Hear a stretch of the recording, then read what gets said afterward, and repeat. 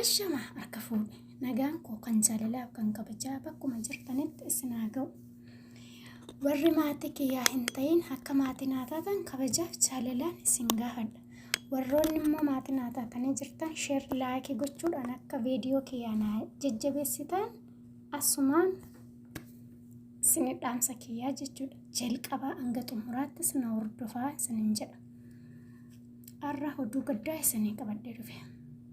Biyya keenya keessatti biyya Itoophiyaa jedhamu keessatti guyyaa guyyaarraa mudannooma addaatu dhufa. Mudannooma wareegamumaatti dhufa. Egaa baay'ee ulfaataadha jechuudha. Kanaafiyyuu haraara amantii qabdaniin waaqa keessan rabbiin keessan haraara biyya keenyaaf akka kadhattan asumaanillee kabajaan isin gaafadha. Maaliif yoo jettanii biyya keenyatti yoo waaqayyo haraarame malee karaa namaatiin nagaan hin jiru jechuudha. Namni walii galaa hin jiru, namni walii jaallachaa hin jiru. Guyyaa guyyaan lubbuun darbaama walti lubbuu baduu kana oolchuu kan danda'u waaqayyo qofaadha.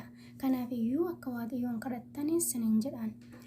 Innis maali yoo jettan balaa tiraafikaa. Tiraafika jechuun ambulaansii dhaan naannoo sabbataatti jechuudha. Lubbuun nama 5 wareegamee jira. Lubbuun nama 5 darbee jira. Namni 8 ol immoo madaa'aniitu hospitaala jiranii jechuudha. Haala nama gaddisiisu keessa haala ulfaataa keessa jiraachuu isaanii dhageenya turre. Ambulaansii jechuun waan naan galle shufeeriin biyya keenya keessaa jechuudha. Makiinaan kan fiigu beenzila humnaa ol itti gadhiibnaan akka qilleensarra kaachuu hin danda'a jechuudha. Makiinaan nama miti humnaan deema miti. Biyya keenya keessatti makiinaa oofuu xiyyaara isinitti hin fakkaatin. Akka xiyyaaraatti fudhattanii of dhiibdanii lubbuu namaa galaa hamaa keessa gashaa jirtani. Kanaaf iyyuu foolisoon kan isinii dhaama shufeeronni biyya keenya keessa jirtan shufeeronni Oromiyaa fi Itoophiyaa sana keessa jirtani of qusadhaa. Maali yoo jettani tokkoffaa beenzila sinjalaa saaba. Makiinaan humnaa ol yoo kaatee jechuudha. Lammaffaa yoo gadi buustanii ooftanii beenzila isinii qusata. Kanaaf iyyuu ofillee gagaatee saba keellee jechuudha. Achi keessa daa'immantu jira, dubartii garaa abbaatu jiraachuu mala. Qeerrootu jira, abdii sabaa bu'uurii qabaachuu dandeenya achi keessa kabalaa kana keessaati saaxilaman. Kanaaf iyyuu walumaa galatti makiinaa oofuun xiyyaara oofuu miti jechuudha. Akka nu biraatti haadiidha.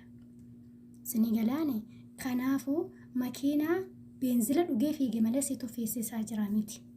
Kanaaf beenzila keellee gadi naggasadhu irraati hir'isee lakkoofsa lammaffaarra yookiin sadaffaarra buufadhu tokkoffaarra naqxee gaazillee fixaa lubbuu namallee hin fixinaa isiniin jedha dhaamsa kiyya kuni.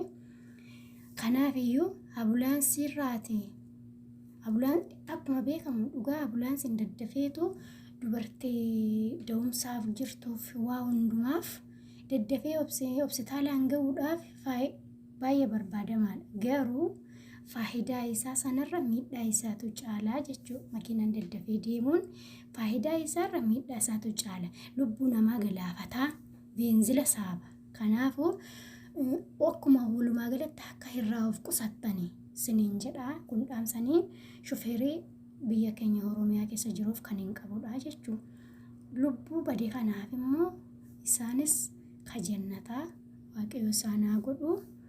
Maatii isaaniif immoo asumaan saba Oromoo saba bal'aaf akkasumallee maatii irraa dhalataniif jabina hawwinaa kanumaan xumureetii jira. Dhaamsa kiyyaa akka shufeerota Itoophiyaa kana of hin beekne kanaaf biraan akka nu geessanii kabajaan isin gaafanna. Xumuree jira nagaan naa jiraadha.